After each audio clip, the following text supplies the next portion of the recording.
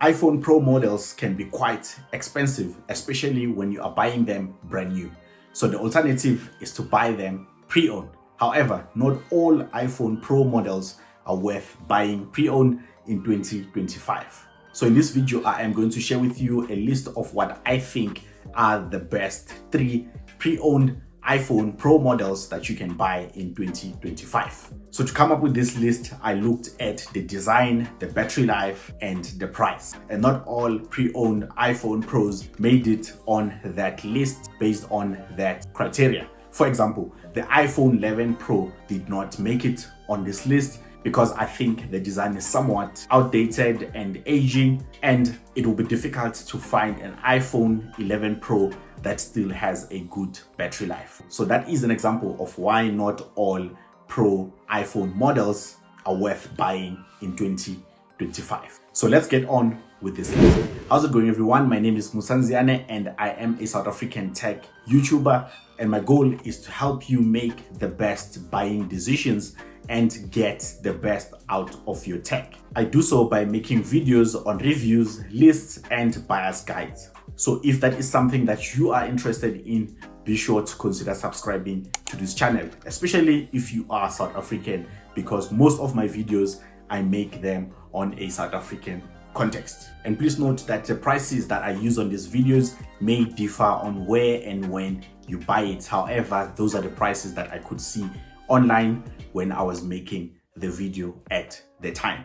The first Pro iPhone model that is still worth buying in 2025 is the iPhone 14 Pro and the iPhone 14 Pro Max. And these will cost you somewhere between 14 to 20,000 rands, depending on where and when you buy, and the size and the storage as well. So if you're going for a 14 Pro, 256, the price obviously will be different from if you're going for a 512 Pro Max.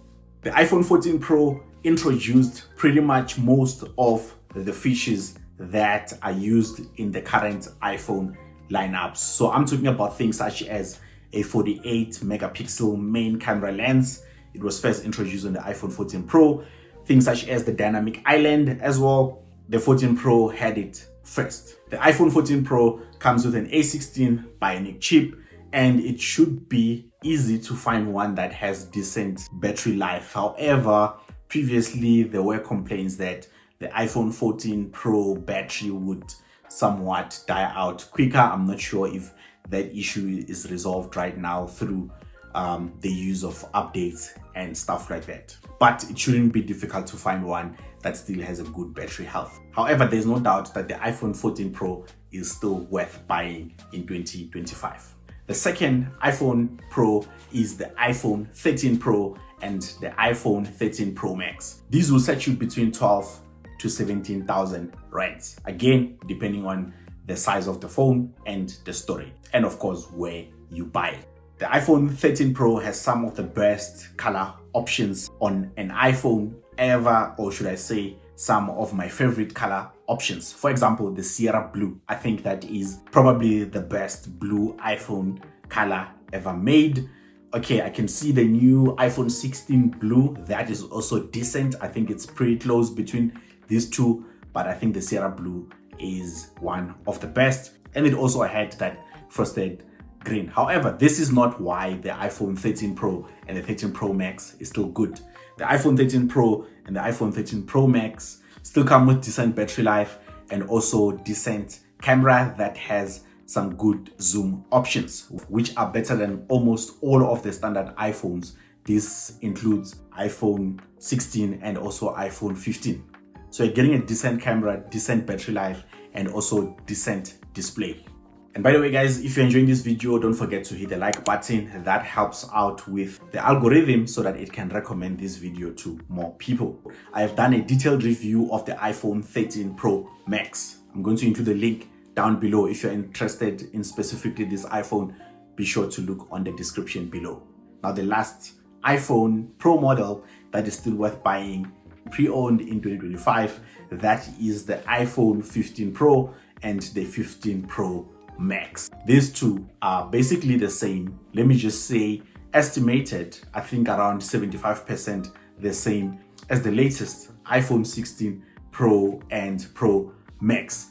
They support Apple Intelligence. They come in titanium finishes, so they still look good.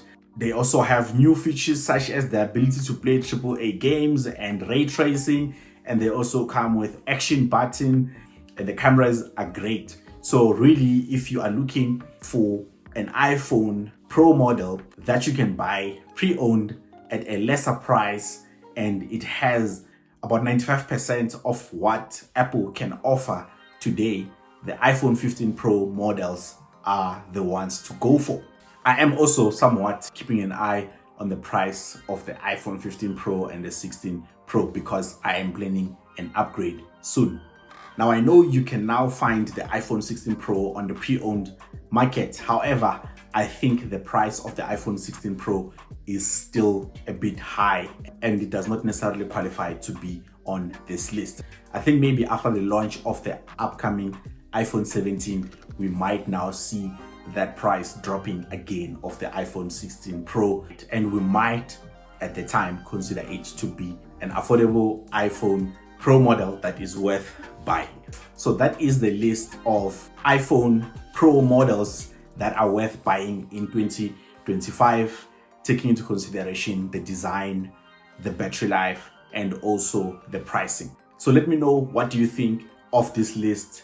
If there is another Pro iPhone that you think should still be considered in 2025. And if you're using any of these iPhones, let me know how they are holding up in 2025. I would like to hear that. Don't forget to hit a like and consider subscribing to this channel for more content like this. I'll catch you on the next one.